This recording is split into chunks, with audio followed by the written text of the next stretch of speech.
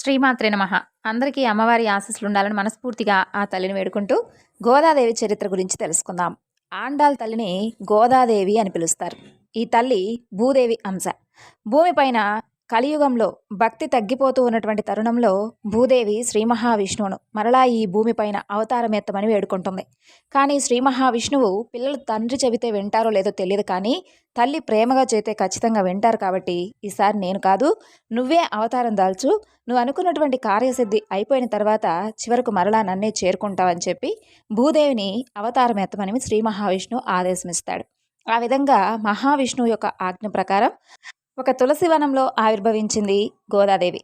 ఇక గోదాదేవి జన్మకు ముందే స్వామివారు తన బంటును భూమిపైకి పంపించాడు. అదే అండి ఆయన వాహనమైనటువంటి గరుత్మంతుల వారిని. దానికి కూడా ఒక వృత్తాంతం ఉంది. అదేమిటంటే, ఒకనాడు క్షీరసాగరంలో హాయిగా పడుకుని ఉంటారు మహాలక్ష్మీదేవి అలాగే శ్రీ మహావిష్ణువు. ఇక మహాలక్ష్మీదేవి గరుత్మంతుని పొగుడుతూ ఉంటుంది.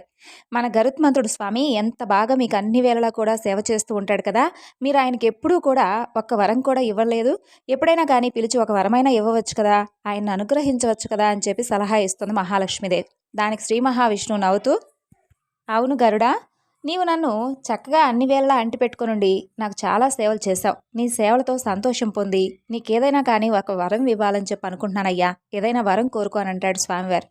స్వామి, మీ సేవలో తరిస్తున్నాను కదా, మరి ఇంతకంటే నాకేం వరం కావాలి? ఈ అదృష్టం ఎప్పుడూ కూడా నా నుండి అసలు దూరం కాకుండా, అంటే మిమ్మల్ని నాకు దూరం చేసే విధంగా ఉండకుండా చేయండి చాలు అంటాడు గరుత్మంతుల వారు.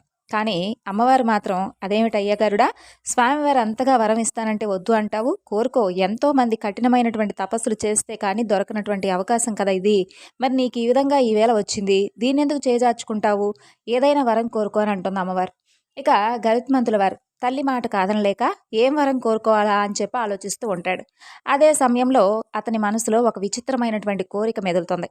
అది అతనికి కూడా ఆశ్చర్యం కలిగించేలా ఉంటుంది. అప్పుడు గరుత్మంతుల వారు, కోరుకుంటాను తల్లి, నా మనసులో అసలు ఇలాంటి కోరిక ఎందుకు పుట్టిందో నాకు అర్థం కావడం లేదు, కానీ మీరు అనుగ్రహించిన తర్వాత నాకు ఇలా అనిపిస్తుంది, నేను కోరుకున్న తర్వాత మరలా నన్ను తప్పుగా అనుకోకూడదు సుమా అని చెప్పి ఇలా అంటాడు. ఆ తర్వాత మహావిష్ణువు, ఏ విధమైనటువంటి సంకోచం పెట్టుకోవద్దు గరుత్మంత, భయం కానీ మనసులో ఆలోచన కానీ పెట్టుకోకుండా నువ్వు ఏదైతే అడగాలనుకుంటున్నావో అది అడుగు అని చెప్పని అడుగుతాడు. అప్పుడు స్వామివారు గరుత్మంతుల వారు స్వామివారితో ఇలా అంటారు, స్వామి, నాకు మీ కాళ్ళు కడిగి కన్యాదానం చేసే అవకాశం మీకు మామగారిని అవ్వాలని చెప్పి ఆశగా ఉందని చెప్పి గరుత్మంతుల వారు చెబుతారు. ఇక గరుత్మంతుల వారి కోరిక విన్నటువంటి మహాలక్ష్మీదేవి ఆశ్చర్యంగా చూస్తూ ఉంటుంది. ఇదేం కోరిక అని అన్నట్లుగా అమ్మవారు ఆశ్చర్యంగా చూస్తూ ఉంటుంది. దానికి జవాబుగా గరుత్మంతుల వారు, నాకు కూడా ఏం అర్థం కావడం లేదమ్మా, ఇలాంటి విచిత్రమైనటువంటి కోరిక నా మనసులో ఎందుకు కలిగిందో నాకు కూడా అర్థం కావడం లేదు. అదిగో ఉన్నారు కదా జగన్నాటక సూత్రధారి, ఆయనకే తెలియాలమ్మా అంటూ శ్రీ మహావిష్ణువుని చూపిస్తూ అంటాడు. అవునవును, ఏ నాటకానికి ఎక్కడ బీజం మొదలవుతుందో ఈయనకే కదా తెలియాలి అనుకుంటుంది అమ్మవారు. అలా ఆ వరం ప్రకారంగా గరుత్మంతుల వారు భూమిపైన మన దేశంలో ఉన్నటువంటి తమిళనాడులో శ్రీ విల్లీపుత్తూరు అనే ఊరిలో విష్ణు చిత్తుడు అనే పేరుతో జన్మిస్తారు. ఆయనకు ఊహ తెలిసినప్పటి నుండి ఒక పూల తోటను పెంచుకుంటూ అక్కడ పూలను, తులసి మాలను అన్నింటినీ కూడా చక్కగా కట్టుకుంటూ అదే ఊరిలో ఉన్నటువంటి వటపత్ర సాయి అనేటటువంటి స్వామివారికి ఆ పూలతో చాలా అందంగా అలంకారం చేస్తూ తన యొక్క జీవితాన్ని గడుపుతూ ఉండేవాడు విష్ణుచిత్తుడు. ఆయన ఆ జన్మ బ్రహ్మచారిగా ఉండాలని చెప్పి నిశ్చయించుకుంటాడు. అలా జీవితాంతం కూడా స్వామిని సేవించుకుంటూ ఉంటే చాలు, ఇంకేమీ కూడా వద్దు, ఈ యొక్క సంసార బంధనాల్లో ఇరుక్కోకూడదని చెప్పి అనుకుంటాడు. కానీ ఆయన చూస్తే గుడిలో చాలామందికి ఎక్కువగా అసూయ ఉంటుందన్నమాట. ఎందుకంటే ఆయన స్వామిని అలంకరించడం మొదలుపెట్టిన తర్వాత నుండి ఆ గుడికి వచ్చేటటువంటి భక్తుల సంఖ్య కూడా విపరీతంగా పెరిగిపోతుంది. ఇక భక్తులకు ఆయన పట్ల గౌరవ భావాలు కూడా పెరుగుతాయి. ఆ విధంగా గుడికి వచ్చేటటువంటి భక్తులు ఆయన చేసేటటువంటి అలంకారం చూసేందుకు చాలామంది వచ్చేవారనమాట. అలా అనడం కంటే ఆయన స్వామివారిని ఎవరూ కూడా చేయలేనంత అందంగా అలంకరించేవారు అని చెప్పుకోవాలి. ఇక ఆయన స్వామివారికి అలంకరణం చేయడం పూర్తయ్యాక స్వామిని చూసేందుకు రెండు కళ్ళు చాలవన్నట్లుగా అద్భుతంగా స్వామిని అలంకరించేవారు. అయితే ఆ గుడిలో కొంతమందికి ఆ మాట అసలు నచ్చేది కాదు. అంటే విష్ణు చిత్తుడు రాకముందు మన మాటే చెల్లేది, ఊర్లో ఉన్నటువంటి పెద్ద మనుషులందరూ కూడా ఈ విష్ణు చిత్తుడికి జేజేలు కొడుతూ ఉన్నారని చెప్పి మనసులో కాస్త ద్వేషాన్ని పెంచుకుంటారు. ఇక మన తల్లి ఆవిర్భావానికి ఒక్కరోజు ముందు ఉన్నట్టుండి గుడిలో అఖండ దీపం ఆరిపోతుంది. అయితే ఏదో అశుభం జరగబోతుందని చెప్పి అనిపించే విధంగా భయంకరంగా ఒక్కసారిగా గాలులు వీస్తూ ఉంటాయి. ఇక ఆ రోజు ఊరికి ఏదో ఉపద్రవం రాబోతుందని చెప్పి అందరూ కూడా భయపడుతూ ఉంటారు. దానిని ఏదో ఒక విధంగా ఆ విష్ణు చిత్తుడి పైకి నెట్టేయవచ్చులే అని చెప్పి అతని స్థానంలో నేనొద్దాంలే అనుకోని అనంత శాస్త్రి అనే అతను అనుకుంటూ ఉంటాడు. విష్ణు చిత్తుడిని అందరూ కూడా పొగట్టం అతనికి అస్సలు ఇష్టం ఉండేది కాదు. అంతలో అక్కడికి రంగనాథ స్వామి వారు ఒక యతీంద్రుల వారి రూపంలో వస్తారు. వచ్చి అక్కడ గర్భగుడిలో ఉన్నటువంటి స్వామికి నమస్కరించి అక్కడ ఆయన చూసినటువంటి కొంతమంది పూజారులు ఇలా అడుగుతారు, తమరెవరు స్వామి అని అడుగుతారు. నన్ను అందరూ కూడా భరద్వాజ యతీంద్రులని అంటారు. నాది బదరికాశ్రమం. దేశంలో ఉన్నటువంటి అన్ని వైష్ణవాలయాలను దర్శించుకుంటూ చివరికి ఈ యొక్క వటపత్ర సాయి అయినటువంటి రంగనాథుని దర్శించుకోవాలని చెప్పి ఇక్కడికి వచ్చానని చెబుతాడు శ్రీ మహావిష్ణువు. అప్పుడు ఆ ఆలయ అర్చకులు ఆయన యొక్క తేజస్సును చూసి ఈయనైతే మామూలు మనిషిలా లేడు, త్రికాల జ్ఞానిలా ఉన్నారని చెప్పి అనుకొని, స్వామి, ఆలయంలో ఎన్నో ఏళ్లుగా వెలుగుతున్నటువంటి అఖండం ఉన్నట్టుండి ఆరిపోయింది. దీనికి కారణం ఏమిటో మీకేమైనా తెలుసా? ఒకవేళ తెలిస్తే పరిహారం ఏమైనా ఉంటే చెబుతారా అని అడుగుతారు. అప్పుడు ఆయన బాగా ఆలోచించి, మీ ఆలయంలో ఎన్నో ఏళ్లుగా అపచారం జరుగుతోంది, అందుకే స్వామివారు ఓర్పు నశించి ఈ విధంగా ఆగ్రహించారు.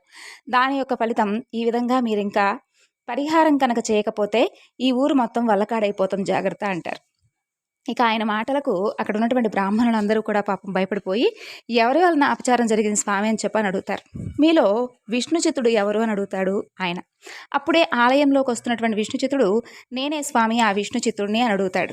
నువ్వేనా ఇంతటి ద్రోహానికి పాల్పడిన వాడివి అని అడుగుతాడు ఆయన. అప్పుడు విష్ణుచిత్తుడు ఆశ్చర్యంగా, నేనేం ద్రోహం చేశాను స్వామి? ప్రతినిత్యము కూడా నిష్కల్మషంగా స్వామి మీద భక్తితో పూలమాలను కట్టి ఆయన్ను అలంకరిస్తూ ఉన్నాను.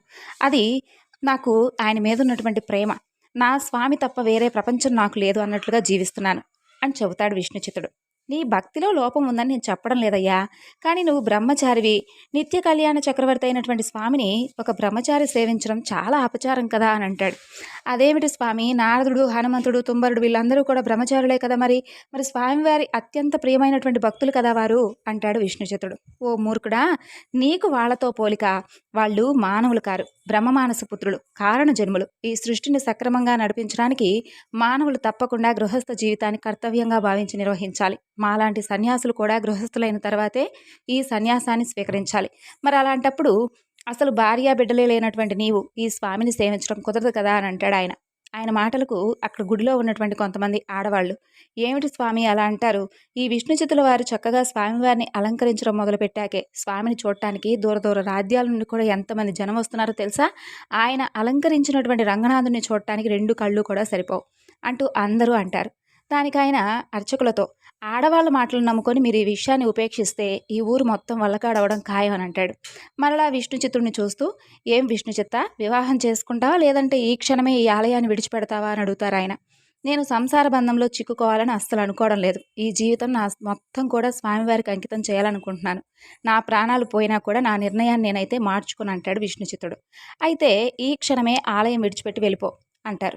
ఇక అమ్మలందరూ కలిసి, నువ్వే స్వామిని అలంకరించావని చెప్పి మరలా నువ్వు ఈ ఆలయంలోకి రావాలని చెప్పి కోరుకుంటున్నారు కాబట్టి వీళ్ళ వాక్కును అమ్మవారి వాక్కులా భావించి ఖచ్చితంగా నీకు 10 రోజులు గడువిస్తున్నాను. మర్యాదగా నువ్వు నీ నిర్ణయాన్ని మార్చుకొని ఈ 10 రోజుల లోపల పెళ్లి చేసుకొని గృహస్థుగా మారితే నువ్వు స్వామివారి సేవకు అర్హుడవు అవుతావు, లేదా శాశ్వతంగా స్వామి సేవకు దూరం అవుతావు, గుర్తుపెట్టుకో అంటాడు. ఇక ఆయన చెప్పడం ఆలస్యం. అనంత శాస్త్రి అనే అతని అనుచరులతో అక్కడికి వచ్చి విష్ణుచిత్తుని పట్టుకుని ఆలయం బయటికి తోసేస్తాడు. విష్ణుచిత్తుడు ఇంకేమీ చేయలేక పాపం ఏడుస్తూ తన ఇంటికి వెళ్ళిపోతాడు. అదే బాధలో నిద్రాహారాలు మాని ఏడుస్తూ పాపం అలా కూర్చొని ఉంటాడు. ఇక మరుసటి రోజు బాధపడుతూ ఎవరికి చెప్పుకోవాలో తెలియక, ఇక ఎవరూ కూడా ఒప్పుకోరే అని చెప్పి తెలిసినా కూడా స్వామివారి సేవ కోసం పూలు తీసుకొని రావాలని చెప్పి పూల తోటలోకి వెళ్తాడు. ఇక ఆయన పూల తోటలో ఒక పక్క దట్టంగా పెరిగినటువంటి చిన్న తులసి తోటలో తులసి మొక్క కింద, తులసి మొక్క మొదట్లో చాలా అందంగా పూలు పరిచి ఆ యొక్క సుకుమారమైనటువంటి పువ్వుల పైన ఒక అందమైనటువంటి ఆడపిల్ల కనిపిస్తుంది విష్ణుచిత్తుల వారికి. భూమాత ఒక చిన్న బిడ్డగా తులసి వనంలో ఆవిర్భవిస్తుంది. ఇక కర్కాటక మాసంలో పూర్వ ఫాల్గుని నక్షత్రంలో తులసి వనంలో అందంగా ముద్దులొలికేటటువంటి ఆ చిట్టి పాపాయిగా విష్ణుచిత్తుడికి కనిపిస్తుంది. ఆ భూమాత అందమైనటువంటి భోజనములు చూస్తుంటే ఎవరికైనా కానీ ఎత్తుకొని ముద్దులాడాలి అనిపించే విధంగా అంత అందంగా ఉంటుంది ఆ చిట్టి పాపాయి. అంత అందమైనటువంటి ఆ బిడ్డను తోటలో చూసి విష్ణుచిత్తుల వారు ఆశ్చర్యం, ఆనందం అన్నీ కూడా కలగలిపేలా అలా ఆ పాపాయిని చూస్తూ ఉంటాడు. ఆహా! ఇంత అందమైనటువంటి అమ్మాయిని, ఇంత పసిపాపను ఎవరు అసలు ఈ తోటలో విడిచిపెట్టి వెళ్ళిపోయారా అని చెప్పి ఆలోచిస్తూ ఉంటాడు. వెంటనే ఆ పసిపాపను ఎత్తుకొని తన గుండెలకు హత్తుకొని, ఇంత చిన్న పాపను తోటలో విడిచిపెట్టి వెళ్ళడానికి అసలు వారికి మనసెలా వచ్చిందో అనుకుంటూ అంతా కూడా చుట్టుపక్కలంతా చూస్తుంటాడు. కానీ అక్కడ తనకు ఎవ్వరూ కూడా కనిపించరు. ఇక ఆ తరువాత ఊర్లోకి వెళ్ళి అందరికీ కూడా చెప్పి, ఎవరైనా కానీ ఈ పిల్లని ఇక్కడ విడిచిపెట్టి వెళ్లారేమో కనుక్కోండి అని చెప్పి ప్రతి ఒక్కరికి కూడా చెబుతాడు. అయితే ప్రతి ఒక్కరూ కూడా మాకు తెలియదు అనేటటువంటి జవాబిస్తూ ఉంటారు. ఇక్కడ విష్ణుచిత్తుడికి పాప దొరికిన వెంటనే అక్కడ గుడిలో అఖండం చాలా అఖండంగా వెలుగుతూ ఉంటుంది. అందరూ కూడా ఆశ్చర్య ఆనందాలతో ఇదసలు ఎలా జరిగిందా అని ఆలోచిస్తూ ఉంటారు. అప్పుడు విష్ణుచిత్తుడు పాపను తీసుకొని గుడిలోకొస్తాడు. తనకు ఆ పాప తులసి వనంలో దొరికిందని చెప్పి, ఈ పాప తల్లిదండ్రులు ఎవరైనా ఉంటే తీసుకొని వెళ్ళమని చెప్పి ఊర్లో అందరికీ కూడా ఈ విషయం గురించి చెప్పమని చెబుతాడు. అది చూసినటువంటి అనంత శాస్త్రి, ఈ విష్ణుచిత్తుడు బ్రహ్మచారి అని చెప్పి మనందరితో చెప్పాడు కదా! బయట ఎక్కడో గుట్టుగా సంసారాన్ని వెలగబెడుతున్నాడు కాబోలు, ఇప్పుడు ఆ యతీంద్రుల వారు చెప్పడంతో ఇలా పాపతో సహా వచ్చాడని చెప్పి వెక్కిరిస్తూ ఉంటాడు. స్వామివారి సాక్షిగా ఈ పాప ఎవరో నాకు తెలియదు. అందుకే కదా ఎవరైనా ఈ పాపకు సంబంధించిన వారుంటే తీసుకొని వెళ్ళమని చెప్పి చెబుతున్నానంటాడు విష్ణుచిత్తుడు. ఇక ఊర్లో వాళ్ళందరూ కూడా అఖండం వెలిగింది అనేటటువంటి ఆనందంతో గుళ్ళోకొస్తారు. ఇక వాళ్ళందరూ విష్ణుచిత్తుడు చెబుతున్నటువంటి మాటలు విని ఆ పసిబిడ్డను చూసి, ఆ పసికందు మొహంలో ఉన్నటువంటి తేజస్సును గమనించి, ఈ యొక్క పాప ఎవరో కానీ కారణ జన్మురాల్లా ఉందే, జనక మహారాజుకు సీతమ్మ తల్లి దొరికినట్లుగా ఈ బంగారు తల్లి నీకు దొరికిందయ్యా అంటూ కొందరు అంటారు. పాప మీలో ఎవరిదైనా ఉంటే తీసుకొని వెళ్ళండి అంటూ అడుగుతూ ఉన్నప్పుడు అక్కడ ఉన్నటువంటి ప్రతి ఒక్కరూ కూడా స్వామివారి సాక్షిగా మా బిడ్డ అయితే కాదని చెప్పి అంటారు. అప్పుడు విష్ణుచిత్తుల వారు ఆ బిడ్డను విడిచిపెట్టలేక, సరే అలాగైతే అందరూ వినండి. ఈ బంగారు తల్లిని నేనే తల్లి, తండ్రి అయ్యి నేనే పెంచుకుంటాను. ఆ బిడ్డను స్వామివారి పాదాల దగ్గర పడుకోబెడుతున్నానంటాడు. అప్పుడు రంగనాథ స్వామివారు బిడ్డ పైన ఆశీర్వాదంగా స్వామివారి చేతిలో ఉన్నటువంటి పూలు ఆ బిడ్డ పైన పడతాయి. అది చూసినటువంటి పురోహితులు, స్వామివారి ఆశీర్వాదం కూడా దొరికిందిగా, ఇంకేం శుభం. ఈ బిడ్డ ఇక నుండి నీ బిడ్డే. విష్ణుచిత్త, ఈ బంగారు తల్లి నీకోసమే ఈ భూమిపైకి వచ్చినట్లుంది. స్వామివారు నీ చేత పూల సేవ చేయించుకోవాలని ఈ విధంగా నిన్ను అనుగ్రహించారు కాబోలు అని అంటారు. ఆ విధంగా పురోహితుల మాటలకు సంతోషంతో పొంగిపోయినటువంటి విష్ణుచిత్తుల వారు ఆ పాపను పెంచుకోవడానికై సిద్ధమైపోతాడు. ఆ బిడ్డకు స్వామివారి సమక్షంలో గోదాదేవి అని నామకరణం చేస్తారు. అలా ఒకనాడు ఆ పాపను ఆడిస్తూ ఉన్నప్పుడు ఆ పాప ఉన్నట్టుండి చాలా గట్టిగా ఏడుస్తుంది. ఎంత ఊరడించినా కూడా ఊరుకోవడం లేదు. కుక్క పెట్టి ఏడుస్తూ ఉంటుంది. పాలు తాగించినా కూడా తాగడం లేదు. అక్కడ ఉన్న వాళ్ళందరూ కూడా విష్ణుచిత్తుడంటే గౌరవం ఇచ్చేవాళ్లే కానీ చుట్టుపక్కల ఉన్న కొందరు ఆడవాళ్ళు కూడా ఆ బిడ్డ ఏడుపు విని అక్కడికి వచ్చి ఆ పాపను ఊరుకోబెట్టబోతారు. కానీ ఆ పాప మాత్రం పాపం అస్సలు ఏడవకుండా ఉండలేకపోతుంది. ఏడుస్తూనే ఉంటుంది. చివరికి కడుపులో ఏదైనా నలతగా ఉందో ఏమో పాపం అనుకోని ఆ బిడ్డను వైద్యుడి దగ్గరకు కూడా తీసుకొని వెళ్తాడు విష్ణుచిత్తుడు. వైద్యుడు ఆ పాపను పరీక్షించి, పాపకేమి ఇబ్బంది లేదండి. కొన్నిసార్లు పిల్లలు అలాగే ఏడుస్తూ ఉంటారు. ఊరుకోబెట్టడానికి ప్రయత్నించండి అని చెప్పి పంపిస్తాడు. ఇక ఆ పాప ఏడుస్తూనే ఉంటుంది. పాప అలా ఏడుస్తూ ఉంటే విష్ణుచిత్తుడికి చేతులు కాళ్ళు ఆడటం లేదు. అయ్యో! తల్లి, తండ్రి అయి నేనే పెంచుకుంటున్నానే. ఈ ఈ బిడ్డ అసలు ఎందుకు ఏడుస్తుందో కూడా నాకు అర్థం కావడం లేదని చెప్పి తల్లిలా లాలించడం రావడం లేదే అని చెప్పి బాధపడుతూ ఉంటాడు. అలాగా అనుకుంటూ వెళ్తూ స్వామివారి ఆలయం దగ్గరకు వెళ్తాడు. ఆ సమయంలో గుడి దగ్గర వేద పారాయణం జరుగుతూ ఉంటుంది. విష్ణుచిత్తుల వారు పాపనెత్తుకొని అక్కడంతా తిరుగుతూ ఉంటాడు. సరిగ్గా వేద పారాయణం జరిగిన చోటుకే వచ్చేసరికి ఆ పాప ఒక్కసారిగా ఉన్నట్టుండి ఏడుపు ఆపేస్తుంది. మరలా దూరంగా వెళ్తే ఏడుస్తుంది. విష్ణుచిత్తుడికి అర్థం కాదు. ఎలాగైనా ఒకసారి చూద్దాంలే అని చెప్పి మరలా ఆ వేద పారాయణం జరిగేటటువంటి ప్రదేశానికి వెళ్తాడు. పాప చటుక్కున ఏడుపు ఆపేస్తుంది. ఆ తర్వాత వేద పారాయణం అయిపోయి వాళ్ళు స్వామివారి స్తోత్రం చదువుతూ ఉంటారు. అప్పుడు కూడా పాప ఏడవదు. ఇక అప్పుడు విష్ణుచిత్తుల వారికి అర్థమవుతుంది. ఓహో! స్వామివారి నామజపం కానీ, స్వామివారి మాటలు కానీ, స్వామివారి పాటలు కానీ ఏదైనా కానీ దైవ సంకీర్తన పాప బాగా ఇష్టంగా వింటుందే అని చెప్పి అతనికి అర్థమవుతుంది. అప్పటి నుండి విష్ణుచిత్తుడు అనుక్షణం కూడా స్వామివారి స్తోత్రాలతో పాపను ఆడించడం మొదలుపెడతాడు. అలా పాప కూడా చాలా ఇష్టంగా వింటూ ఆడుకుంటూ ఉంటుంది. అలా గోదాదేవి విష్ణుచిత్తుడి ఆలనా పాలనలో పెరుగుతూ ఉంటుంది. మాటలు నేర్చాక కృష్ణ కథలు అడిగి మరీ చెప్పించుకుంటూ ఉండేది. కృష్ణుడి కథలు లేనిదే భోజనం చేసేది కాదు. అన్నిటికీ కూడా నా కృష్ణుడు అంటూ ముద్దుగా మాట్లాడుతూ ఉండేది. విష్ణుచిత్తుడు కూడా పాప ముద్దు ముద్దు మాటలను మైమరిచి వింటూ పాపకు స్వామివారి కథలు చెబుతూ ఉంటాడు. అలా స్వామివారికి పూల సేవలు అలంకారాలు చేస్తూ ఉండేవాడు. అలా ఒకనాడు విష్ణుచిత్తుడు గుడి నుండి ఇంటికి వచ్చేసరికి గోదాదేవి అతని కోసం ఎదురు చూస్తూ ఉంటుంది. విష్ణుచిత్తుడు పాపకు భోజనం కలిపి పెడుతూ గజేంద్ర మోక్షం కథను చెబుతాడు. కథంతా విన్నటువంటి గోదాదేవి, ఆహా! కృష్ణుడి కథ చాలా బాగుంది నాన్నగారు అంటుంది. తర్వాత విష్ణుచితుడు పూల తోటలో మొక్కలను సరిచేస్తూ వాటికి నీళ్లు పోస్తూ కాసేపు కాలం గడిపి మరలా గోదాదేవిని నిద్రపుచ్చుతూ ఉంటాడు.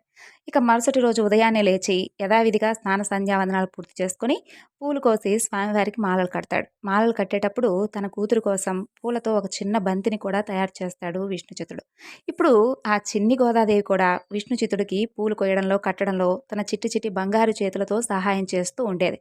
అలా తండ్రి తన కోసం చేసినటువంటి బంతిని చూసి మురిసిపోతూ ఉండేది. అలా కట్టినటువంటి పూలమాలలన్నింటినీ కూడా చక్కగా ఒక బుట్టలో సర్దుకొని గోదాదేవిని కూడా తీసుకొని గుడికి వెళ్ళేవాడు విష్ణుచితుడు. తన తండ్రి స్వామివారిని అలంకరించేలోపు బయట పూల బంతితో ఆడుకుంటూ ఉండేది చిట్టి గోద. అలా ఆడుకుంటూ ఆడుకుంటూ ఆ గుడిలో పుష్కరిణి వద్దకు వెళ్తుంది. ఆ బంతి వెళ్ళి సరిగ్గా పుష్కరిణిలో పడుతుంది. అలా గోద నిదానంగా మెట్లు దిగుతూ బంతిని అందుకోవడానికి ప్రయత్నిస్తుంది. ఆలోపు ఎక్కడి నుండో కానీ ఒక పెద్ద సర్పం గోదాదేవి ముందుకొచ్చి బుసలు కొడుతూ ఉంటుంది. గోదాదేవికి ఆ పామును చూడగానే ఒంట్లో వణుకు పుడుతుంది. తండ్రి దూరంగా గుడిలో స్వామివారికి అలంకారం చేస్తూ ఉంటాడు. అరవాలంటే భయంగా ఉంటుంది. భయంతో గొంతు నుంచి శబ్దం కూడా రాదు ఆ పాపకి. అప్పుడు గోదాదేవికి తండ్రి చెప్పినటువంటి గజేంద్ర మోక్షం కథ గుర్తుకొస్తుంది. ఆర్తితో పిలిస్తే పరిగెత్తుకుంటూ వస్తాడు స్వామి అని చెప్పాడు కదా నానా అనుకుంటూ, కృష్ణ కాపాడుతావా అంటూ కళ్ళు మూసుకొని గట్టిగా అరుస్తుంది. వెంటనే స్వామివారు బాలకృష్ణుడి రూపంలో గోదాదేవి ఉన్నటువంటి ప్రదేశానికి పరిగెత్తుకుంటూ వస్తాడు. ఆయన వచ్చిన వెంటనే గోదాదేవిని భయపెడుతూ ఉన్నటువంటి ఆ పాము వెంటనే మాయమైపోతుంది. కృష్ణుడిని చూడగానే గోదాదేవి సంతోషంగా, ఆహా, మా నాన్నగారు చెప్పింది నిజమే, పిలిచిన వెంటనే వచ్చేసావు కృష్ణ అని అంటుంది. తర్వాత కృష్ణుడిని చూస్తూ, కృష్ణ, నిజంగా నువ్వు చాలా అందంగా ఉన్నావు అని అంటుంది. మా నాన్నగారు చెప్పింది నిజమే సుమా, పిలిచిన వెంటనే వచ్చేసావే నీవు అంటుంది. తరువాత కృష్ణుడిని తదేకంగా చూస్తూ, నువ్వు చాలా అందంగా ఉన్నావు అంటుంది. ఏం చెప్పారు మీ నాన్నగారు నా గురించి అని అడుగుతాడు ఆ చిన్ని కృష్ణుడు. గజేంద్రుడు పిలిచిన వెంటనే పరిగెత్తుకుంటూ వచ్చావట కదా, అలా ఎవరైనా సరే నిన్ను ఆర్తిగా పిలిస్తే వెంటనే పరిగెత్తుకుంటూ వచ్చేస్తావట కదా అంటూ ముద్దుగా అడుగుతుంది గోద. ఆహా, ఇంకేం చెప్పారు మీ నాన్నగారు నా గురించి అని అడుగుతాడు కృష్ణుడు. కృష్ణుడు లాంటి వాడు ఇంకెవ్వరూ ఉండరమ్మా, అంత బాగుంటాడని చెప్పాడు. నిజమే, నువ్వు చాలా బాగున్నావు, నీలాంటి వాళ్ళు ఇంకెవ్వరూ కూడా ఉండరంటోంది గోదాదేవి. అవునా, అలా చెప్పారా మీ నాన్నగారు? నాకు తెలియదే, మీ నాన్నగారికి చాలా విషయాలు తెలిసే, అయినా ఏమీ తెలియనట్లుగా ఉంటాడు అంటాడు కృష్ణుడు. అవును, మా నాన్నగారికి చాలా చాలా విషయాలు తెలుసు కృష్ణ అంటూ రెండు చేతులు వెనక్కి చాపి చూపిస్తూ, రోజు కూడా నీ కథలు ఇన్ని చెబుతారు తెలుసా మా నాన్నగారు, అవంటే నాకెంతో ఇష్టం అంటుంది గోదాదేవి. సరే, నేను వెళ్ళాలి, నేను మరలా రేపు వస్తాను అంటాడు కృష్ణుడు. రేపు వస్తావు కదా, ఖచ్చితంగా వస్తావా అంటూ ఆశగా అడుగుతుంది గోద. దానికి కృష్ణుడు, ఓ, తప్పకుండా వస్తాను, ఇద్దరం కలిసి ఆడుకుందాం, నేను ఈ పిల్లని గ్రోవిని ఊది నేను పిలుస్తాను, అది విన్న వెంటనే నేను రావాలి, సరేనా అంటాడు. ఇక ఆ తర్వాత గోదాదేవి గుడిలోకి వెళ్ళి స్వామివారి దర్శనం చేసుకొని తండ్రితో పాటుగా ఇంటికి వెళ్ళిపోతుంది. మరలా యథావిధిగా తండ్రి నోటితో కృష్ణుడు కథలు వింటూ భోజనం చేసి కథలు వింటూ పడుకుంటుంది. మాట ఇచ్చిన విధంగా మరుసటి రోజు కృష్ణుడు తన పిల్లని గ్రోవితో చక్కగా ఊదుతూ గోదాదేవిని పిలుస్తాడు. స్వామివారి వేణుగానం విన్న వెంటనే గోదాదేవి పరుగు పరుగున వెళ్తూ ఉంటుంది. దారిలో గోదాదేవి వయసులో ఉన్నటువంటి పిల్లలందరూ కూడా ఆడుకుంటూ, ఓయ్ గోదా, రా ఆడుకుందాం అంటూ ఆడుకోవడానికి పిలుస్తారు. నేను మీతో ఆడుకోను, నా కృష్ణుడితో మాత్రమే ఆడుకుంటానని చెప్పి అక్కడి నుండి పరిగెడుతూ వెళ్ళిపోతుంది. ఇక కృష్ణుడు గోదాదేవి కోసం వేచి చూస్తూ ఉంటాడు. కృష్ణుడిని చూసిన వెంటనే సంతోషంగా, చెప్పినట్లే వచ్చావే అంటుంది. ఇక గోదాదేవి కృష్ణుడి కోసం చిట్టి చిట్టి పూలమాలలు నల్లి ఒక చిన్న బుట్టలో పట్టుకొని వచ్చి ఉంటుంది. వాటిని చూపిస్తూ, కృష్ణ, నీ కోసం ఈ పూలమాలను నేనే స్వయంగా అల్లి తీసుకొచ్చాను, ఇందులో ఏది కావాలో తీసుకో అంటుంది. నా కోసం నువ్వే అల్లేవు కదా, కాబట్టి నీ చేత్తోనే వెయ్యి అంటాడు కృష్ణుడు. గోదాదేవి ఒక మాలను తీసి, ఇది బాగుందా అంటూ వేయబోతుంది. అప్పుడు కృష్ణుడు, నువ్వు ముందు వేసుకొని చూసుకో, బాగుంటే నాకు వేద్దు కానీ, సరేనా అంటాడు. ఇక గోదాదేవి ఒక మాలను తీసుకొని మెడలో వేసుకుంటుంది. దగ్గరలో ఉన్నటువంటి కొలనులో ఉన్నటువంటి నీటిలో తన ప్రతిబింబాన్ని చూసుకొని, ఆహా, చాలా బాగుందని చెప్పి కృష్ణుడికి వేస్తుంది. ఇక, అయ్యో, నువ్వు అలా వేసుకున్నావేమిటి, నాన్నగారు అలా వేయకూడదని చెప్పాడు, నువ్వు ఈ విధంగా వేసుకోవడం తప్పు కదా అంటుంది గోదాదేవి. నువ్వు నేను ఒకటే, నువ్వంటే నాకు చాలా ఇష్టం, నువ్వు వేసుకొని ఇచ్చినటువంటి పూలంటే ఇంకా ఇష్టం, అందులో అసలు పాపమే లేదు, దాన్ని నా మెడలో వేసావు కదా, నువ్వేం బాధపడకిక అంటాడు కృష్ణుడు. ఇక ఆ తర్వాత కృష్ణుడు, సరే ఇక ఆడుకుందామా అంటాడు. అప్పుడు గోదాదేవి కూడా, సరే ఆడుకుందాం పదా అంటూ చొరవగా కృష్ణుడు చేయి పట్టుకొని వెళ్తూ ఉంటుంది. అలా వాళ్ళిద్దరూ చాలాసేపు ఆడుకుంటారు. అన్ని ఆటల్లోనూ కృష్ణుడు ఓడిపోయి గోదాదేవిని గెలిపిస్తూ ఉంటాడు.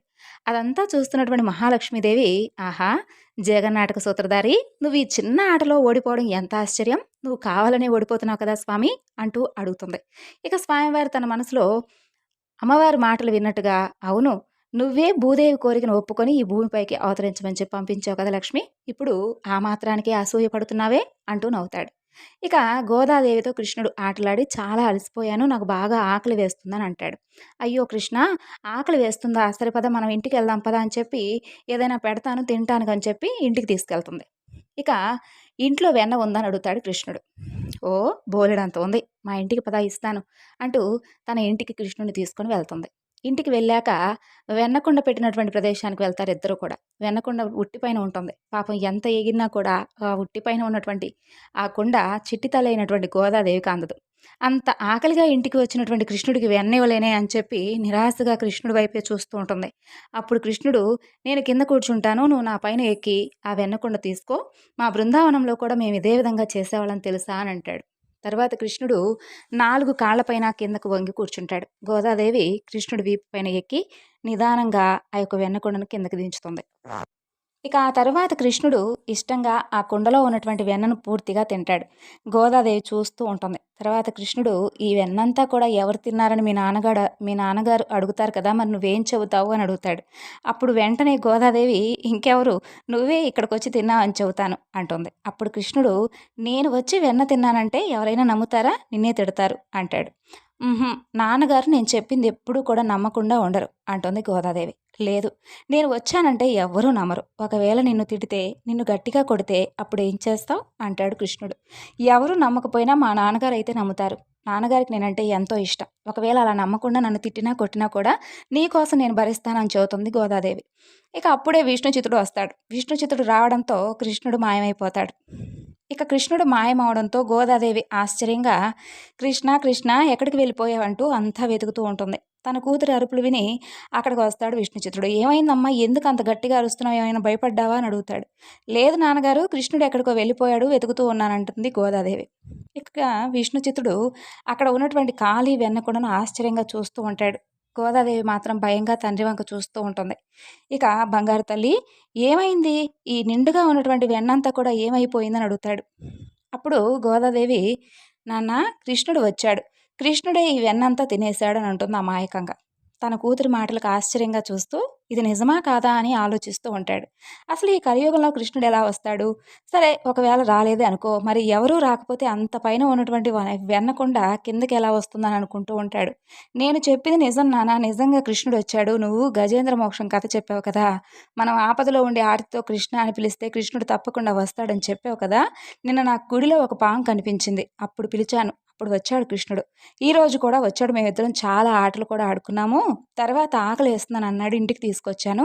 ఉట్టి అందకపోతే తనే వంగి కూర్చుంటే నేను కృష్ణుడు వీపు పైన ఎక్కి ఆ కొండ తీశాను. తర్వాత కృష్ణుడు ఆ వెన్నంతా తిన్నాడు. నేను నిజమే చెబుతున్నాను నాన్న, నన్ను నమ్మవా? నన్ను కొడతావా నాన్న అంటూ భయంగా అడుగుతుంది. అప్పుడు విష్ణుచిత్తుడు, అయ్యో చిట్టి తల్లి, నువ్వు నా బంగారానివిరా, నిన్నెలా కొడతాను, చాచా అస్సలు ఎప్పటికీ కూడా నిన్ను కొట్టనమ్మా అంటూ ధైర్యం చెప్పి అక్కున చేర్చుకుంటాడు. తర్వాత యథావిధిగా తన పనులు చేసుకుంటూ ఆలోచనలో పడతాడు. తన కూతురు ఏదైనా కానీ భ్రాంతిలో ఉందా ఏమిటని అనుకుంటాడు. అలా ఇంటి బయట కూర్చొని ఆలోచిస్తూ ఉంటాడు. అలా ఏదో దీర్ఘంగా ఆలోచిస్తూ ఉంటాడు కానీ ఆయనకి ఏమాత్రం కూడా అర్థం కాదు. ఇక పక్కింటి స్నేహితుడు వచ్చి, ఏమిటి విష్ణుచిత్త, ఏమిటి తెగ ఆలోచిస్తూ ఉన్నావు అని అడుగుతాడు. అప్పుడు విష్ణుచిత్తుడు జరిగినటువంటి విషయం అంతా కూడా అతనికి చెబుతాడు. దానికైనా ఈ మాత్రం దానికి ఎందుకు అలా డీలా పడిపోతావు? చిన్నప్పటి నుండి ఆ అమ్మాయికి విష్ణు భక్తి ఎక్కువ కదా, దానికి తోడు నువ్వు కూడా అమ్మాయికి ఎప్పుడూ కూడా కృష్ణుడు కథలు చెబుతుంటావు. దానివలన అమ్మాయికి ఎప్పుడూ కూడా కృష్ణ ధ్యాస అయిపోయినట్లుగా అయిపోయింది. కాబట్టి కృష్ణ ధ్యాసలో పడి కృష్ణుడే తన దగ్గరకు వచ్చాడు అనేటటువంటి భ్రమపడుతుందిలే, దానికి ఎందుకు అంతగా ఆలోచిస్తున్నావు? కొన్నాళ్ళు అమ్మాయిని గురుకులంలో చేర్పించు. గురువులు చెప్పే పాఠాల్లో మనసు నిమగ్నం చేసి తన తోటి ఆటపాటలతో తన ధ్యాస వేరే వైపు మళ్ళవచ్చేమో కదా అని చెప్పి సలహా ఇస్తాడు. అలా విష్ణుచిత్తుడికి కూడా అది మంచిది కదా అని చెప్పి అనిపించి వెంటనే మర్నాడు గోదాదేవిని గురుకులంలో చేర్పిస్తాడు. ఇక గోదాదేవి గురుకులంలో చేరిన తర్వాత కృష్ణుడు రావడం లేదు. గురువులు చదువు సంధ్యలు నేర్పించడంతో కొంతవరకు గోదాదేవి ధ్యాస కృష్ణుడి వైపు నుండి మళ్లించగలుగుతారు. కానీ తీరిక సమయాల్లో గోదాదేవి ఎప్పుడూ కూడా తన తోటి అమ్మాయిలతో ఆడుకోకుండా ఒంటరిగా ఉండేది. ఆశ్రమంలో కూడా ఒక మండపంలో కృష్ణుడి విగ్రహం ఉండేది. ఎప్పుడూ ఆ విగ్రహం దగ్గరే మండపంలో కూర్చొని ఆలోచిస్తూ ఉండేది. తనతో పాటు చదువుకోవడానికి వచ్చినటువంటి అమ్మాయిలందరూ కూడా, "రా గోదా ఆడుకుందాం, మేమందరం ఇక్కడుంటే అక్కడ నువ్వు ఒక్కదానివి ఏం చేస్తున్నావే?" అని అడుగుతారు. అప్పుడు గోదాదేవి ఎవరి మాటలకు కూడా జవాబిచ్చేది కాదు. ఎవరితో కూడా మాట్లాడకుండా అలా కృష్ణుడి విగ్రహం ఉన్నటువంటి మండపంలో కూర్చొని ఉండేది. ఆ తర్వాత గదిలోకి వెళ్ళి విశ్రాంతి తీసుకునేది. అంతే. గురువుగారు చెప్పినటువంటి పాఠాలు మాత్రం చక్కగా నేర్చుకునేది. విద్యా బుద్ధుల్లో మంచి ప్రావీణ్యం కూడా పొందేది. ఆ విధంగా గోదాదేవి యుక్త వయసులోకొస్తుంది. గోదాదేవి కృష్ణుడి విగ్రహం ముందు కూర్చొని ఆలోచిస్తూ ఉంటుంది. గోదాదేవితో ఉన్న అమ్మాయిలందరూ కూడా అది నచ్చేది కాదు. పాపం మన గోదా ఏదో మనసులో పెట్టుకొని ఏదో బాధపడుతోంది. ఈరోజు ఖచ్చితంగా మనమైతే అదేమిటో తెలుసుకుందాము. మంచి పరిష్కారాన్ని ఆలోచించాలని చెప్పి అందరూ కలిసి అనుకొని గోదాదేవి దగ్గరికెళ్ళి, "గోదా నువ్వెందుకు ఇలా ఎప్పుడు ఆలోచిస్తూ ఎవరితో మాట్లాడకుండా ఒంటరిగా కూర్చుంటావు? నీ మనసులో ఏదైనా ఉంటే మాతో చెప్పవచ్చు కదా" అని అడుగుతారు. అప్పుడు మరి నేను చెబితే మీరందరూ నన్ను పిచ్చిదాన్ని అంటారేమో కదా! మరి నేను పిచ్చిదానిలో చూస్తే నేను బాధపడతాను కదా అంటుంది గోదాదేవి. అయ్యో! మన గురుకులంలో ఉన్న అందరిలోనూ తెలివైన దానివి, నిన్ను పిచ్చిదాన్నని ఎవరైనా అనుకుంటారా? అసలు ఎప్పుడూ కూడా అలా అనుకోం. అలాంటి ఆలోచనలు ఏం పెట్టుకోకుండా నీ మనసులో ఏముందో చెప్పు అని అడుగుతారు. అప్పుడు గోదాదేవి తన చిన్నప్పుడు జరిగినటువంటి సంఘటనలన్నిటి కూడా ఆ యొక్క స్నేహితురాలకు చెప్పుకుంటూ వస్తుంది. కొందరు గోదాదేవి అన్నట్టుగా ఇది నిజంగానే పిచ్చిది పోతే, ఈ కాలంలో కృష్ణుడు పిలవగానే రావడం ఏమిటి, ఆడుకోవడం ఏమిటి, దీనికి ఏమైనా పిచ్చి ముదిరిపోయిందా ఏమిటి అని అనుకుంటూ ఉంటారు కానీ పైకి చెప్పరు. కానీ కొందరు మాత్రం ఏమో నిజమేమో ఆ దేవుడు గోదా తలరాతలో ఏ విధంగా రాసిపెట్టుంటే అలా జరుగుతుంది. ఏదైనా అద్భుతం జరగడానికి ముందు ఎవరు కూడా నమ్మరు కదా! కాబట్టి గోదా జీవితంలో కూడా అలా అయ్యిందేమో అని చెప్పి కొందరు అనుకుంటారు. ఇక సరస్వతి కటాక్షం ఉన్నటువంటి అమ్మాయి అలాంటి గోదా మనసులో ఏమున్నా కూడా మన ప్రయత్నంగా మనం ఏదైనా సహాయం చేద్దాం అని చెప్పి అనుకుంటూ వాళ్ళకొక ఉపాయం వస్తుంది. గోదా ఇలా చూడు, కృష్ణుడు నిన్ను చూడటానికి రావడం లేదని చెప్పి ఆలోచిస్తున్నావు కదా! కృష్ణుడు వచ్చేలా నువ్వే అతన్ని ఆకట్టుకో. మన కృష్ణయ్య ఎలాగో మంచి రసికుడు కదా! రకరకాల అలంకరణలతో, నాట్యాలతో, నీ వయ్యారాలతో, ఆటపాటలతో, రకరకాల చీరకట్టులతో కృష్ణయ్యని ఆకట్టుకో. నీలాంటి భువనమోహన సౌందర్యవతి అలా అలంకరించుకొని కళ్ళ ముందు నిలబడితే కట్టుబడినటువంటి అందగాడంటూ ఉంటాడా చెప్పు అని చెప్పి వాళ్ళందరూ కూడా చెబుతారు. ఇక అప్పుడు గోదాదేవి వాళ్ళ మాటలు విని కృష్ణుడు వస్తాడా అలా చేస్తే అని చెప్పి ఆశగా సిగ్గుపడుతూ అడుగుతుంది. నిజంగా అలా చేస్తే నా కన్నయ్య నా కోసం వస్తాడంటే మీరేం చెబితే అదే చేస్తానంటుంది. తప్పకుండా వస్తాడు గోదా. సరస్వతి కటాక్షం కలదానివి, లక్ష్మీ స్వరూపంతో ఉన్నదానివి, ప్రపంచంలో అందమంతా కూడా పోతపోసి నీలో దాచుకున్నదానివి. నీ కోసం రాకపోతే మరి ఎవరి కోసం వస్తాడు చెప్పు అని గోదాదేవిని వెనక నుండి కౌగిలించుకొని ఒక స్నేహితురాలు చెబుతుంది. ఆ రోజు నుండి గోదాదేవి కృష్ణుడు ఖచ్చితంగా వస్తాడు అనే ఆశ చిగురిస్తుంది. అప్పటి నుండి చక్కగా కృష్ణుడి కోసం తనను తాను అందంగా అలంకరించుకుంటూ కృష్ణుడి చుట్టూ తిరుగుతూ పాటలు పాడుతూ ఆటలాడుతూ సమయాన్ని గడుపుతూ ఉండేది. అలా ఆడుతూ పాడుతూ సంతోషంగా ఉన్నటువంటి తమ స్నేహితురాలను చూసి పోనీలే ఎలాగైనా తన మనసును శరీరం పైన అలంకరణ పైన కొంచెం ఉత్సాహంగా కనిపించేలా చేస్తాంలే అని చెప్పి అనుకుంటారు వాళ్ళ స్నేహితులు. ఇక ఆ విధంగా విద్యాభ్యాసం ముగించుకొని చక్కగా స్నేహితులు చెప్పిన విధంగా కృష్ణుడిని ఆకట్టుకోవడానికి ప్రయత్నిస్తూ తండ్రితో పాటుగా తను కూడా అందమైనటువంటి పూలమాలలు అల్లుతూ ఆ యొక్క పూల అలంకరణలో తన కృష్ణుడు ఎంత అందంగా ఉంటాడో అని ఊహించుకుంటూ ఉండేది. అలా ప్రతిరోజు కూడా కొత్త కొత్త అలంకారాలతో అందంగా మెరిసిపోతూ ఉండేది గోదాదేవి. గురుకులం నుండి వచ్చాక తన కూతురులో వచ్చినటువంటి మార్పు చూసి విష్ణుచిత్తుడు కూడా సంతోషిస్తాడు. ఇక తన కూతురు ఎదిగినటువంటి వయసులో ఉంది కదా, ఇలా అందంగా అలంకరించుకుంటుందేమోలే అని అనుకుంటాడు. మురిసిపోతూ ఉంటాడు. అలా ఒకనాడు తనని తాను అందంగా అలంకరించుకుంటూ అద్దంలో చూసుకుంటూ, చూడు కృష్ణ నీ కోసం ఎంత చక్కగా అలంకరించుకున్నానో, ఈరోజు నీ ఒంటి రంగులో ఉన్నటువంటి పరిగిణి వేసుకున్నాను. నీ వంటిపైన అలంకరించే గులాబీల రంగులో ఓణి కూడా వేసుకున్నాను. బావుందా కన్నయ్య? నేను చిన్నగా ఉన్నప్పుడు చిట్టి కన్నయ్యలా వచ్చావు కదా! మరి ఇప్పుడు నా మనసును దోచుకునేటటువంటి గోపాలుల్లా వస్తావా? శ్రీరంగనాథుడి రూపంలో వస్తావా? ఎలా వస్తావు? ఎప్పుడు వస్తావు? అని అడుగుతుంది. ఇక నేనేమి నన్ను మాత్రమే చూడని నేను చెప్పడం లేదు కన్నయ్య. నేనెంత స్వార్థపరురాలు కాపోతే ఈ విశ్వానికి మొత్తానికి కూడా పోషకుడివి. అలాంటి నిన్ను కేవలం నన్ను మాత్రమే చూడని చెబుతానా చెప్పు? కేవలం నీలో నన్ను చేర్చుకోవయ్యా అని మాత్రమే కదా నిన్ను అడుగుతున్నాను అనుకుంటూ ఉంటుంది.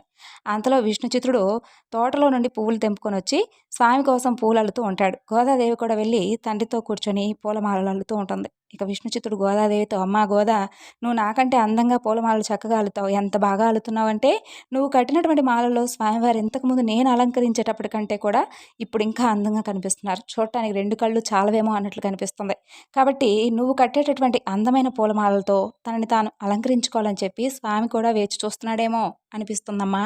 ఇది నాకు కూడా విచిత్రంగా అనిపిస్తుంది తెలుసా అంటాడు. అప్పుడు గోదాదేవి ఇలా అంటుంది, నానా ఈరోజు నేను కూడా వస్తాను. స్వామివారి దగ్గరికి వచ్చి స్వామిని చూసుకోవాలి. స్వామిని నా అలంకారంలో చూసుకొని నా కళ్ళలో నింపుకుంటానంటుంది. ఇక తండ్రితో పాటుగా గుడికి వెళ్ళి ముగ్ధ మనోహరమైనటువంటి స్వామి విగ్రహాన్ని చూస్తూ ఎంత అందంగా ఉన్నారు స్వామి మీరు, మీ కళ్ళు చూస్తే చాలు జీవితం మొత్తం ధన్యమైపోతుంది, బోనమోహనాకారుడివి, నిన్ను నా అందం ఎలా ఆకర్షిస్తుంది అని చెప్పి అనుకుంటుంది. మీ అందం ముందు నా అలంకరణ ఏమాత్రం సరిపోదు, అందుకేనా నేను ఎంతగా ఆశపడి నీకోసం అలంకరించుకున్నా కూడా నువ్వు నన్ను చూడటానికి కూడా రావడం లేదు, తొందరగా రా కన్నయ్య అని పిలుస్తుంది. అంతలో గుడిలో ఉన్నటువంటి ఆడవాళ్ల చీరకట్టు గోదాదేవిని చూసి ఆకర్షించేలా ఉండేది. అది ఒక విశేషమైనటువంటి చీరకట్టు. అది చూడటం గోదాకు కొత్త ఏం కాదు, కానీ యుక్త వయసులో ఉన్నటువంటి తాను ఎప్పుడూ కూడా పరిగణలో వేసేది కాబట్టి అలా చీర కడితే నా కన్నయ్యకు నచ్చుతుందేమో అని అనుకుంటుంది గోదాదేవి. ఈ చీరకట్టులో చూసైనా నా స్వామి నా కోసం వస్తాడేమోనని చెప్పి మనసులో అనుకుంటూ ఉంటుంది. ఆ తర్వాత విష్ణుచిత్తుడికి గుడిలోనే ఏదో ఒక పని పడుతూ ఉంటుంది. గోదాదేవి ఒంటరిగా స్వామివారి రూపాన్ని తలుచుకుంటూ ఆయన ధ్యాసలోనే ఇంటికి నడుచుకుంటూ వస్తుంది. ఇంటికి వెళ్ళి మరల కృష్ణుడి కోసం అలంకరించుకోవడం మొదలు పెడుతుంది. ఒక్కసారి కనిపించు కృష్ణ, ఇంకేమీ అడగను నిన్ను, ఇదంతా నీకోసమే, ఈ అలంకరణ అంతా కూడా నీకోసమే కదా అంటూ భక్తిలో మునిగిపోయి పారవస్యంలో మాట్లాడుకుంటూ ఉంటుంది. ఈసారి విభిన్నంగా ఒక పక్కకు చిన్న కొప్పు కట్టి కొప్పు నిండా పూలు చుట్టి కొప్పు చివరన చిన్న ఆభరణం కూడా పెట్టుకొని అందంగా కృష్ణుడి కోసం అలంకరించుకొని చెవులకు పెద్ద కమ్మలు పెట్టుకొని అందమైనటువంటి ముక్కెరతో ముద్దుగా కనిపిస్తుంది. స్వామి పక్కన ఉన్నటువంటి లక్ష్మీ అమ్మవారు చూస్తూ, ఈసారి మీరు తప్పకుండా కిందకి దిగక తప్ప స్వామి, అటు చూడండి నాకే ముద్దొచ్చేలా ఉంది గోదాదేవి, ఇక మీరు వెళ్లకుండా ఉంటారా అని మనసులో అనుకుంటుంది. ఇక స్వామివారు కూడా గోదాదేవి అలంకరణకు తన పైన చూపిస్తున్నటువంటి భక్తికి ప్రేమకు పరవశుడై కృష్ణుడి రూపంలో గోదాదేవి ముందుకు వెళ్తాడు. స్వామిని చూడగానే గోదాదేవి చక్కగా ఆనందంగా మంత్రముగ్ధురాలై ఆ ఆజానుబాహుణ్ణి అరవింద దళయతాక్షుణ్ణి చూస్తూ ఆయన రూపాన్ని తన కళ్ళలో నింపుకుంటుంది. స్వామికి చేతులెత్తి మొక్కి, స్వామి ఎన్నేళ్లకు కరుణించారు, మిమ్మల్ని చేరుకోవడానికి నేను ఎన్నాళ్ళు ఎదురు చూడాలి చెప్పండి అంటూ స్వామిని చూస్తూ ఉంటుంది. స్వామివారు అందంగా చిరునవ్వు నవ్వుతూ, నువ్వు వెళ్ళిన పని మొదలు పెట్టకుండానే నన్ను ఎలా చేరుకుంటావు గోదా అంటాడు స్వామి. గోదాదేవికి అర్థం కాదు. నేను వెళ్ళిన పనా, నేను ఎక్కడికి వెళ్ళాను స్వామి, ఎక్కడికి వెళ్ళలేదే, గురుకులానికే కదా వెళ్ళాను అంటుంది అమాయకంగా. మానవ జన్మను ఎత్తి మానవ సహజమైనటువంటి తత్వంతో నువ్వు ఎవరో నువ్వే మర్చిపోయావా, కానీ నువ్వు చేయవలసినటువంటి కర్తవ్యం చేస్తావులే, దానికి నీ తండ్రి అంకురార్పణ చేస్తాడు అంటాడు స్వామి. గోదాదేవికి ఇంకా అర్థం కాక ఆలోచిస్తూ ఉంటుంది. తర్వాత స్వామివారు ఒక చిలుకను గోదాదేవి చేతికిస్తాడు. నాతో ఏదైనా మాట్లాడాలని అనుకుంటే ఈ చిలుకతో నువ్వు వర్తమానం పంపించు, నా కోసం నువ్వు పూలమాలలను ముందుగా నువ్వు అలంకరించుకొని వాటిని నాకు ఇవ్వడం మాత్రం మర్చిపోవద్దు, నువ్వు ముడిచి విడిచిన మాలలంటేనే నాకు ఇష్టం, సరేనా, తిరిగి మనిద్దరం ఒకటిగా అయ్యే వరకు మన మధ్య ఈ దూరం తప్పదు అంటూ స్వామి చెబుతాడు. తర్వాత ఉన్నట్టుండి మాయమైపోతాడు. గోదాదేవికి అదంతా కూడా ఒక కలలాగా అనిపిస్తుంది. తన చేతిపైన ఉన్నటువంటి రామచిలుకను చూసి ఇది కల కాదు నిజంలే అని చెప్పి అనుకుంటుంది. మరలా ఆ రోజు నుండి గోదాదేవి స్వామివారి మెచ్చినటువంటి రూపంలో పక్క కొప్పుతో అందంగా అలంకరించుకుంటూ తండ్రి కట్టేటటువంటి పూలమాలలను ఇంకా తాను కూడా స్వామికి ప్రేమతో అల్లే మాలలను కూడా తండ్రికి కనిపించకుండా చాటుగా వేసుకొని చూసుకొని ఆయన పెట్టినటువంటి విధంగానే బుట్టలో పెట్టేసేది గోదాదేవి. అలా ఒకనాడు విష్ణుచిత్తుడు పూలమాలను తీసుకొని గుళ్ళోకి వెళ్ళి స్వామిని అలంకరించే సమయంలో స్వామిని పూజించే పురోహితులు హారాన్ని చేతిలోకి తీసుకొని విష్ణుచిత్తుడికి ఇవ్వబోతాడు. అప్పుడు ఆయనకు ఆ పూలమాలలో ఒక పొడవైనటువంటి వెంట్రుక కనిపిస్తుంది. వెంటనే ఆయన స్వామివారికి చేసేటటువంటి అలంకరణను ఆపి స్వామివారి పూలమాలలో ఈ యొక్క తల వెంట్రుక ఎలా వచ్చింది అని చూస్తూ, ఖచ్చితంగా ఇది ఆడవారిదే, ఇంత పొడవైనటువంటి వెంట్రుక మగవాళ్ళదైతే కాదు కదా, నీ కూతురు గోదాదేవిదే, కాబట్టి ఆమె ఈ మాలను ధరించింది కదా అని అడుగుతారు. నీ కూతురు స్వామివారికి ఎంత అపచారం చేస్తుంటే నువ్వెలా చూస్తూ ఉన్నావు, ఇప్పుడు స్వామివారికి ఎంత ఆగ్రహం వస్తుందో ఏమిటో తెలుసా అసలు అని అడుగుతారు. దానివలన మరలా ఈ ఊరికి ఎన్ని ఉపద్రవాలు వస్తాయో అనుకుంటూ విష్ణుచిత్తుడి పైన కోపగించుకొని ఆ పూలమాలన్నింటినీ కూడా కోపంగా బయటికి విసిరేసి విష్ణుచిత్తుని కూడా గుడి నుండి బయటికి తరిమేస్తారు. అల్లారు ముద్దుగా పెంచినటువంటి తన కూతురు తను ఎంతో శ్రద్ధగా ఆరాధించేటటువంటి స్వామికి అపచారం చేస్తుందని చెప్పి తెలుసుకొని విష్ణుచిత్తుడు కూడా బాధతో పాపం కుమిలిపోతాడు. ఇక వెంటనే ఇంటికి వెళ్ళిపోయి, అమ్మ గోదా, వెంటనే నువ్వు ఇక్కడి నుండి ఎక్కడికైనా వెళ్ళిపో తల్లి, స్వామివారికి ఆగ్రహం వచ్చేస్తుంది, నేను వెతుక్కుంటూ రాబోతున్నారు, అయ్యో ఇప్పుడు నేనేం చేయాలో తెలియడం లేదే అంటూ రకరకాలుగా బాధపడుతూ ఉంటాడు విష్ణుచిత్తుడు. గోదాదేవి నవ్వుతూ తండ్రికి నచ్చజెప్పాలని చూస్తూ ఉంటుంది. ఇక అంతలోనే స్వామివారు విష్ణుచిత్తుడి ముందుకొస్తాడు. నన్నే బంధించి నీ కూతురును తప్పించాలని చూస్తున్నావా విష్ణుచిత్త అని కోపంగా నడుము పైన చేతులు పెట్టుకుని గోదాదేవి వైపు కొంటెగా చూస్తూ ఉంటాడు. స్వామివారి చూపుకు గోదాదేవి సిగ్గుతో తల ఉంచుకొని నవ్వుకుంటూ ఉంటుంది. జగన్నాటక సూత్రధారి పాపం నా తండ్రి గారిని బెదిరించకండి అంటూ మనసులో అనుకుంటుంది. విష్ణుచిత్తుడు మాత్రం స్వామి నిలబడిన తీరుకు భయపడి స్వామివారి ఆగ్రహం నుండి తన కూతుర్ని కాపాడుకోవాలని తాపత్రయంతో గోదాదేవి చేయి పట్టుకొని దూరంగా వెళ్ళాలని చూస్తాడు. స్వామివారు అక్కడ కూడా ఇంకొక రూపంలో అడ్డుగా నిలబడతాడు. ఇక స్వామి లేని చోటు రాలేని చోటు అంటూ ఉంటుందా? అన్ని చోట్ల కూడా ఆయనే కదా! ఈ అంతర్యామి నుండి తప్పించుకొని దూరంగా పారిపోవాలనుకున్నానే అనుకుంటూ వెళ్ళి స్వామివారి పాదాల మీద పడి నమస్కరిస్తాడు. అప్పుడు స్వామివారు విష్ణుచిత్తుడిని పైకి లేపి, "భయపడకండి మామగారు" అంటాడు. ఇక అప్పుడు విష్ణుచిత్తుడు ఆ పిలుపుకు ఆశ్చర్యంగా అసలు తను విన్నది నిజమేనా అన్నట్లుగా చూస్తాడు. "ఎందుకు మామ అలా చూస్తావు? నేను చెబుతుంది నిజమే. నీ కూతురైనటువంటి గోదాదేవి నా ప్రియభక్తురాలు. నన్నే భర్తగా పొందాలని ఆశపడుతుంది. నేను నీ కూతురికి భర్తనైనప్పుడు నువ్వు నాకు మామగారివే కదా! అయినా నీ కోరిక తీర్చడానికే కదా ఇదంతా? నీకు గుర్తులేదా?" అంటాడు స్వామి. అప్పుడు విష్ణుచిత్తుడికి తన పూర్వజన్మ స్మరణ అంతా కూడా కలుగుతుంది. తను స్వామివారిని అల్లుడుగా కోరడం, స్వామివారు అనుగ్రహించడం అన్నీ కూడా గుర్తుకొస్తాయి. అప్పుడు విష్ణుచిత్తుడు స్వామి అనుకుంటూ సంతోషంగా పాదాభివందనం చేస్తూ, "నువ్వు ఆడించే నాటకంలో నన్ను కూడా పాత్రుని చేశావా? చాలు స్వామి చాలు. నాకీ వరం చాలు. నీకు కాళ్ళు కడిగి కన్యాదానం చేసే వరాన్నిచ్చావు. అమ్మా ఆ తల్లి నా కూతురుగా పెరిగే అంత గొప్ప వరాన్ని కూడా నాకు అనుగ్రహించావంటూ సంతోషంగా అంటాడు. అప్పుడు స్వామివారు, "భయపడకు విష్ణుచిత్త. నీ కూతురైనటువంటి గోదాదేవి వేరే ఎవరో కాదు. నా కోసమే అవతరించినటువంటి కారణ జన్మురాలు. ఇంక కొన్ని రోజుల్లో మీ అందరి సమక్షంలో గోదాదేవి నన్ను వివాహం చేసుకొని నాలో ఐక్యం కాబోతుంది. నేను తను విడిచినటువంటి పూలు కావాలని ఆశపడి మరీ అలంకరించుకుంటున్నాను. ఇందులో గోదా చేసినటువంటి అపచారం కానీ, దోషం కానీ లేదు. ఇప్పుడు నిన్ను అవమానించి తరిమివేసిన వాళ్ళు నిన్ను ఎత్తుక్కుంటూ వస్తారు. భయపడవద్దని చెబుతారు స్వామి." అప్పుడు విష్ణుచిత్తుడి మనసు తేలిక పడుతుంది. సాక్షాత్తు రంగనాథుడే త్వరలో తన అల్లుడవుతున్నాడని చెప్పి ఎంతో సంతోషం వేస్తుంది. ఇక అక్కడ గుడిలో స్వామివారికి కొత్త పుష్పాలతో అలంకరిస్తూ ఉంటారు కానీ, ఉన్నట్టుండి స్వామివారి విగ్రహం నుండి వేడి శాఖలు రావడం ప్రారంభమవుతాయి. స్వామివారి విగ్రహం వేడిగా మారిపోయింది. వాళ్ళు చూస్తూ ఉండగానే నిమిషాల్లో స్వామివారికి అలంకరించినటువంటి పూలన్నీ కూడా ఆ వేడికి వాడిపోయి, కమిలిపోయి నల్లగా అయిపోతాయి. స్వామివారికి ఆగ్రహం కలిగిందని చెప్పి భయపడి పురోహితులు ఎన్నో మంత్రజలాలతో ప్రోక్షణ చేస్తూ ఉంటారు. గంగాజలం కూడా తెప్పించి అభిషేకాలు కూడా చేస్తారు. అయినప్పటికీ స్వామివారి విగ్రహం చల్లబడదు. చూస్తున్న వారందరూ కూడా భయంతో చేతులు కాళ్ళు వణికిపోతూ ఉంటాయి. ఇంతవరకు కనీ విని ఎరగనటువంటి విచిత్రమైనటువంటి దృశ్యాన్ని చూస్తుంటారు. స్వామివారికి వచ్చినటువంటి ఈ ఆగ్రహానికి ఊరికేదో పెద్ద ఆపద రాబోతుందేమో, స్వామివారు ఎందుకు ఈ విధంగా ఉన్నారో వారికి ఎవ్వరికీ కూడా అర్థం కాలేదు. అప్పుడు స్వామివారి దర్శనానికి వచ్చినటువంటి ఊర్లో ఉన్న కొందరు అక్కడ జరుగుతుందంతా కూడా చూసి, విష్ణుచిత్తుల వారు స్వామివారిని అలంకరించినన్ని రోజులు స్వామివారు చాలా చక్కగా ఉన్నారు. ఇంతకుముందు కూడా వారికి పెళ్లి కాలేదు అని చెప్పి అఖండం ఆరిపోయిందని చెప్పి ఆయన్ని తరిమేశారు. అప్పుడు స్వామివారే ఆయనకు ఒక కూతురుని కరుణించిచ్చాడు. ఇప్పుడు మరలా ఆ కూతురు వలన అపచారం జరిగిందని చెప్పి మరలా తరిమేశారు. విష్ణుచిత్తుల వారు పెంచుకుంటున్నటువంటి గోదాదేవి సామాన్యమైనటువంటి అమ్మాయి అని మాకైతే అనిపించడం లేదు. ఆయన్ను స్వామివారి సేవకు దూరం చేసినందుకు పాపం అక్కడ ఆయన ఎంత బాధపడుతున్నాడో, ఆ ఉసిరే కదా మనకు తగిలింది అనుకుంటూ ఉంటారు. ఆ పసిబిడ్డను ఆయన ఎంత గారాబంగా పెంచారు. మీరందరూ కలిసి ఆ అమ్మాయి మీద లేనిపోని అభాండాలు వేశారు. ఎవరేమనుకున్నా కూడా గోదాదేవి అమితమైనటువంటి కృష్ణ భక్తురాలు. మా కళ్ళ ముందు పెరిగినటువంటి బిడ్డ. పసిబిడ్డగా ఉన్నప్పుడే స్వామివారి నామం విని ఏడు పాపింది. అటువంటి భక్తురాలను నిందిస్తే ఆయన ఊరుకుంటాడా? అందుకే మీరు అలంకరించినటువంటి పూలను స్వామి స్వీకరించడం లేదు. చూడండి, స్వామివారి కోపంతో రగిలిపోతున్నట్లుగా ఎలా కనిపిస్తున్నాడో ఒకసారి మీరు కూడా స్వామిని గమనించి చూడండి. స్వామివారు ఎంత కోపంగా ఉన్నారో, మిమ్మల్ని ఎలా చూస్తున్నారనిపిస్తుందో మీకే అర్థమవుతుంది. ఆయన ఉన్నన్ని రోజులు ఇలాంటి విచిత్రమైనటువంటి సంఘటనలు అయితే జరగలేదు కదా! మీరు ఆయన్ని ఎప్పుడైతే తరిమేశారో ఇప్పుడు ఈ విధంగా జరిగిందని అంటారు. కాబట్టి స్వామివారి కోపాన్ని తగ్గించాలంటే ముందు విష్ణుచిత్తుల వారిని పిలిపించి ఆయన్ని అడగండి. ఆయనే ఇందుకు పరిష్కారం చెబుతారని చెప్పి చెబుతారు.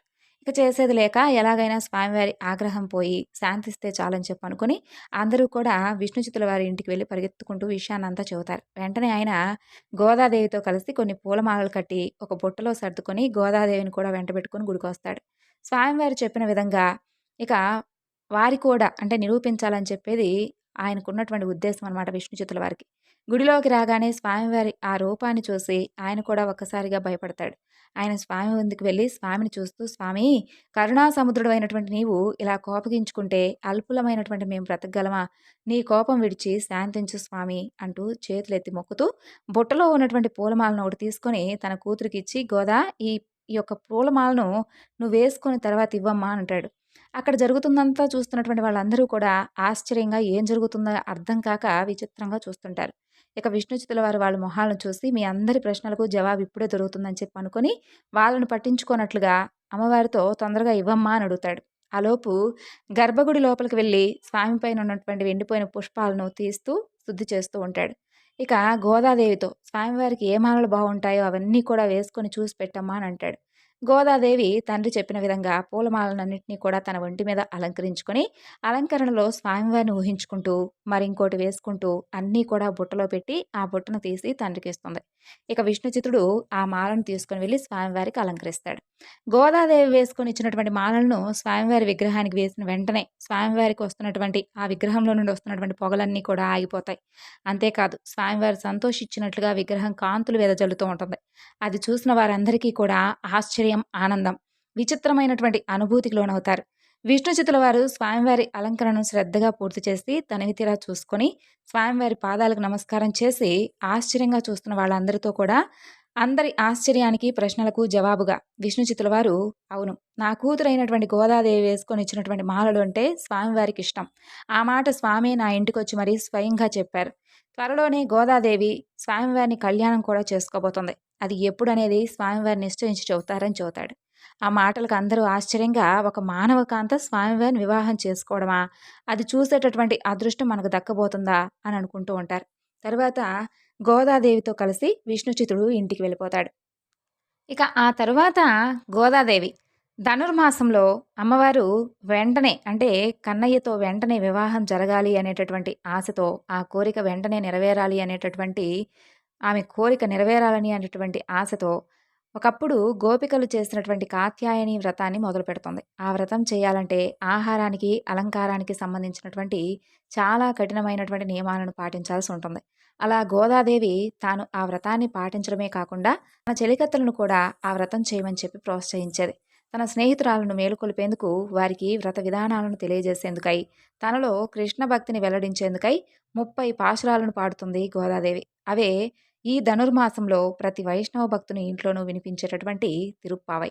అలా సాగుతూ ఉన్నటువంటి గోదాదేవి ప్రేమకు ఆ కృష్ణుడు లొంగక తప్పలేదు. దాంతో ఆయన విష్ణుచిత్తుడికి కనిపించి, గోదాదేవిని వివాహం చేసుకుంటానని చెప్పాను కదా, కాబట్టి శ్రీరంగానికి తీసుకుని రమ్మంటూ అక్కడ రంగనాథుడిగా వెలిసినటువంటి తాను గోదాదేవిని వివాహం చేసుకోబోతున్నానని చెబుతాడు. అలా శ్రీరంగంలో ఉన్నటువంటి ఆలయ అర్చకులకు కూడా ఆ విషయాన్ని తెలియజేస్తాడు. కృష్ణుడి ఆదేశాలను విన్నటువంటి విష్ణుచిత్తుడి సంతోషానికి అవధులు లేకుండా పోతాయి. వెంటనే గోదాదేవిని విల్లీపుత్తూరులో ఉన్నటువంటి ప్రజలందరినీ కూడా తీసుకొని శ్రీరంగానికి బయలుదేరుతాడు. అక్కడ వారి రాక గురించి ముందే తెలిసినటువంటి అర్చకులు వారిని ఆలయంలోకి తీసుకుని వెళ్తారు. పెళ్లి కూతురిగా గర్భగుడిలోకి ప్రవేశించినటువంటి గోదాదేవి అందరూ కూడా చూస్తూ ఉండగా రంగనాథ స్వామి వారిలో ఐక్యమైపోతుంది. ఇదంతా కూడా మకర సంక్రాంతికి ముందు భోగి రోజు జరుగుతుంది అమ్మవారి కళ్యాణం. అందుకే ప్రతి వైష్ణవాలయంలో భోగినాడు గోదాదేవికి శ్రీ మహావిష్ణువుతో కళ్యాణం జరుపుతారు. ఇదండి గోదాదేవి చరిత్ర. విన్నారు కదా. అందరూ కూడా ఆ తల్లి అనుగ్రహాన్ని పొందాలని మనస్ఫూర్తిగా స్వామి అమ్మవార్లను వేడుకుంటూ ఈరోజు ఈ వివరణను ఇంతటితో ముగిస్తున్నాను. మరొక చక్కని వివరణతో మరలా కలుసుకుందాం. అంతవరకు నమస్కారం. సర్వం శ్రీ లలితార్పణమస్తు. స్వస్తి.